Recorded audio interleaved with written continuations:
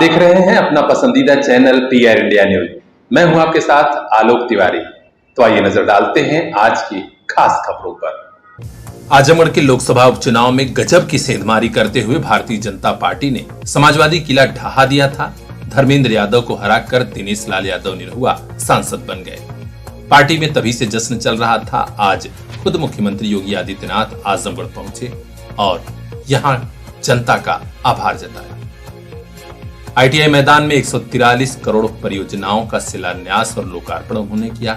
इसके अलावा घोषणा की कि आजमगढ़ विश्वविद्यालय जल्द से जल्द भव्य रूप में तैयार होगा।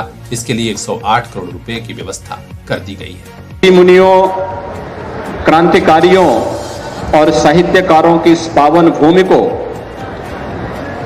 कोटि कोटि नमन करते हुए आजमगढ़ वासियों का हृदय से आभार व्यक्त करने के लिए आया हूं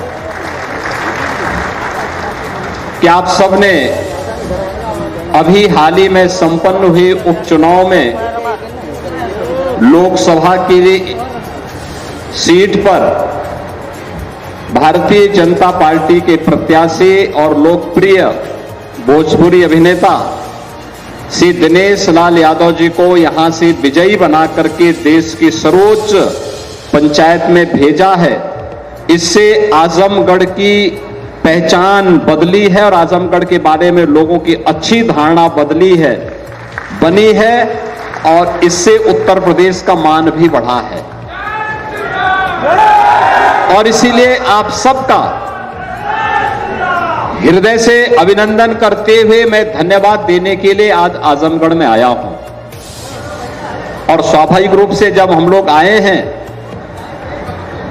तो जो आपने एक ऋण हम पर वोट के रूप में लगा दिया है, इस ऋण से उऋण होने के लिए विकास की कुछ परियोजनाओं का शिलान्यास भी और कुछ का उद्घाटन भी करने का तो यहां कार्यक्रम हो ही रहा है, लेकिन कुछ नए और भी प्रोजेक्ट आजमगढ़ के लिए बनेंगे।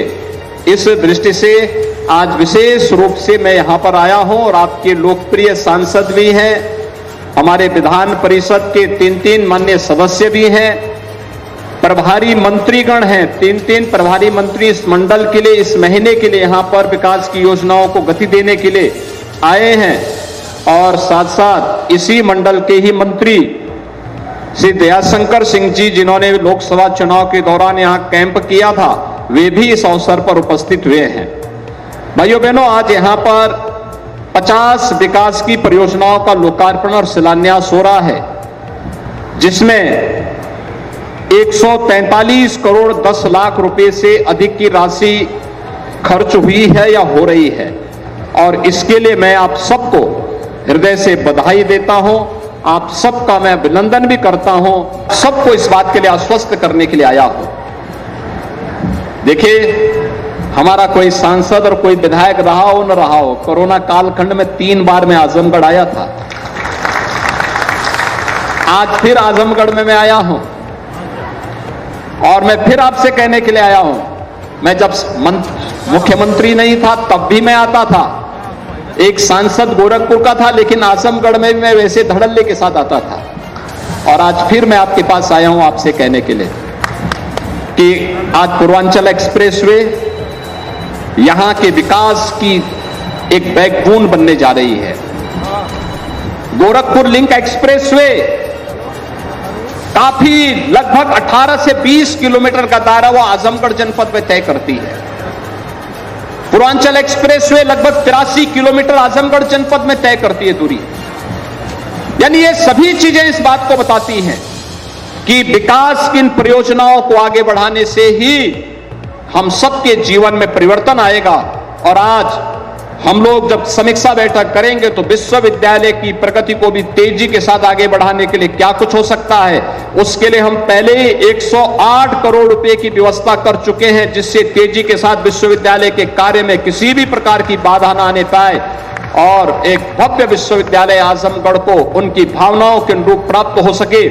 इस विश्वास के साथ आज यहां पर विकास की ढेर सारी योजनाएं आपको प्राप्त हो रही है और विकास की ढेर सारी योजनाएं के प्रस्ताव यहां के माननीय सांसद जी ने, यहां के विधान परिषद सदस्यों ने मुझे उपलब्ध करवाए हैं। इन सबको हम तेजी के साथ आगे बढ़ाएंगे। इस विश्वास के साथ भाइयों बहनों, मैं आप सबको आज के इस अवसर पर हृदय से बधाई देता हूं, आपको चुनाव जिताने के लिए हृदय से धन्यवाद देता हूं और आप सबसे आह्वान करता हूं, यह देश आजादी का अमृत महोत्सव मना रहा है। आजादी का अमृत महोत्सव का मतलब हम सब सौभाग्यशाली हैं कि देश की आजादी के अमृत महोत्सव के साथ हम सबको यानी 75 वर्ष की इस महोत्सव के साथ हमें जुड़ने का सौभाग्य प्राप्त हो रहा है और 75 वर्ष के सौभाग्य के साथ हम जुड़ रहे हैं।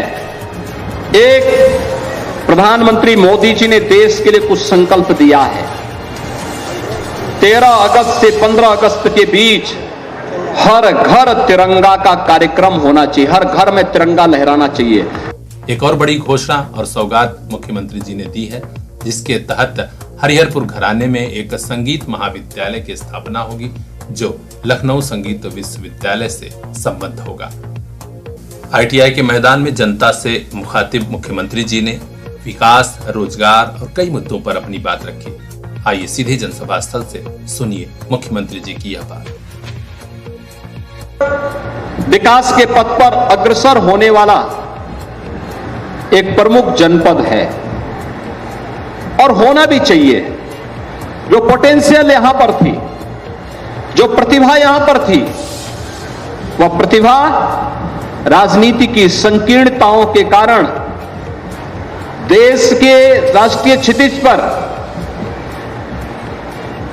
उन विभाजनकारी ताकतों का शिकार हो गई, जिसने आजमगढ़ जैसे जनपद के नौजवानों के सामने पहचान का संकट खड़ा किया था। याद करिए, आज से 5 वर्ष पहले जब आजमगढ़ का नौजवान आजमगढ़ के बाहर कहीं जाता था, उसके सामने अपनी पहचान को छुपाने के लिए मजबूर होना पड़ता था उसे। कारण था क्योंकि अगर वह ये बोलता था कि मैं आजमगढ़ से आया हूं, तो भाइयों बहनों, आजमगढ़ के नाम पर उसे होटल में रूम नहीं मिलता था, धर्मशाला में कोई ठहरने के लिए अनुमति नहीं देता था और कोई अपने मोहल्ले में किराए पर भी नहीं रहने देता था। क्या बीती होगी जो नौजवान इस दौरान आजमगढ़ से बाहर रोजी रोजगार के लिए निकला होगा।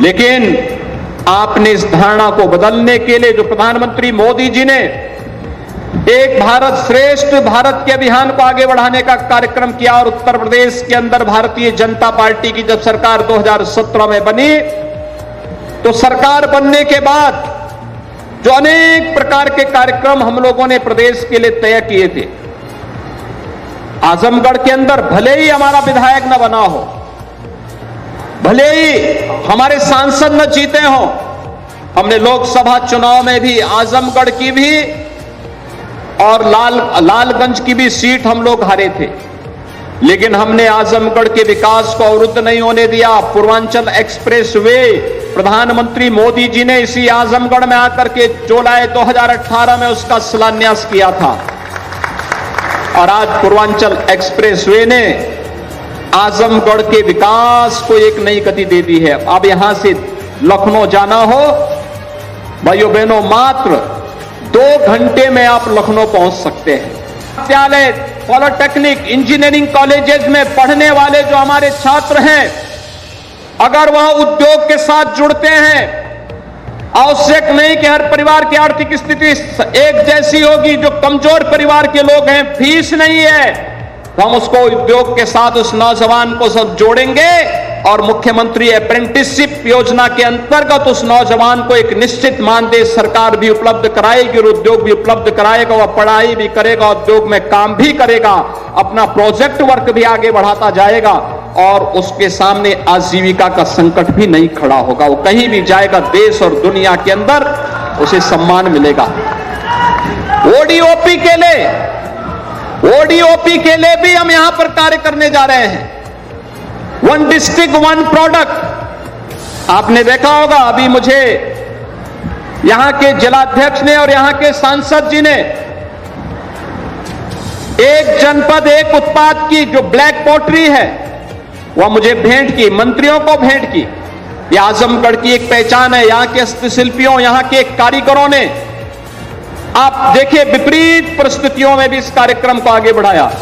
और मैं यहां के जिला प्रशासन से कहूंगा कि इस उद्यम को आगे बढ़ाने की आवश्यकता, अधिक से अधिक लोग इसमें रोजगार के साथ जुड़ सकें,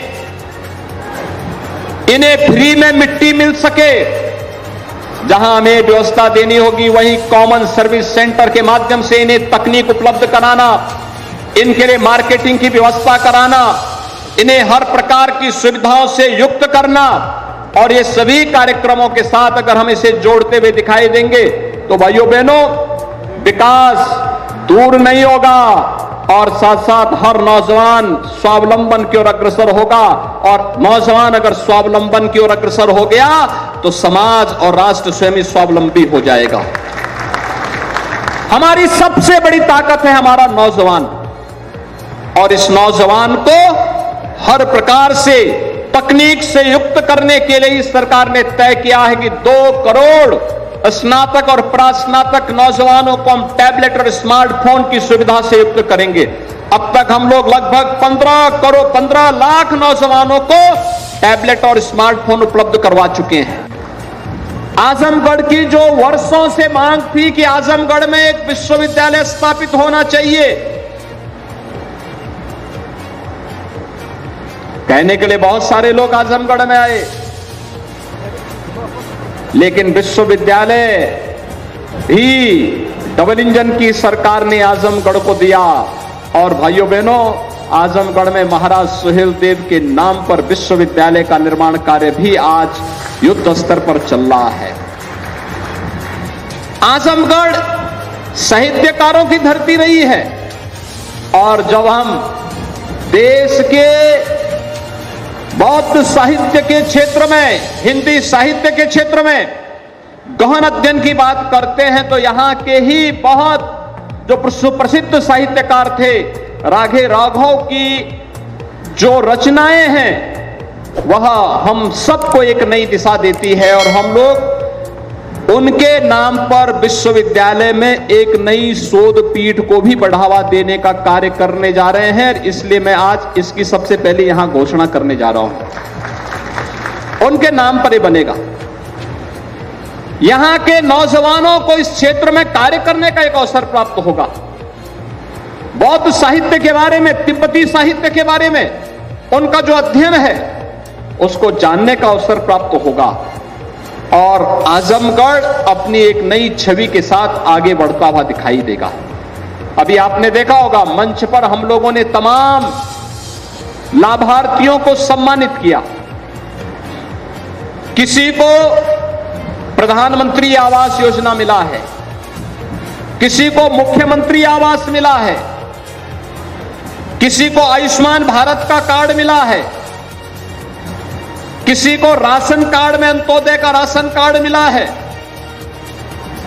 किसी को रोजगार के लिए मत्स्य संपदा योजना के अंतर्गत रोजगार करने के लिए एक अवसर प्राप्त हुआ है, किसी महिला स्वयंसेवी समूह को रिवॉल्विंग फंड उपलब्ध करवाया जा रहा है, और किसी को स्वयं के रोजगार के लिए भी एक अच्छी खासी धनराशि आज यहां पर उपलब्ध करवाई गई। मोबाइल लेना है तो सोचिए मत, सीधे चले आइए Shri Balaji telecom, civil line चौराहा, कोयरी पोखरा के समीप आजमगढ़। हम दे रहे हैं आपको मोबाइल पर फाइनेंस की सुविधा। आधार कार्ड लेकर आइए, बगैर पूरा पैसा दिए मोबाइल लेकर जाइए। तो सोचिए मत, संपर्क कीजिए 8400776054। आपके सपनों वाली मोबाइल का खास showroom Shri Balaji telecom, civil line चौराहा, आजमगढ़।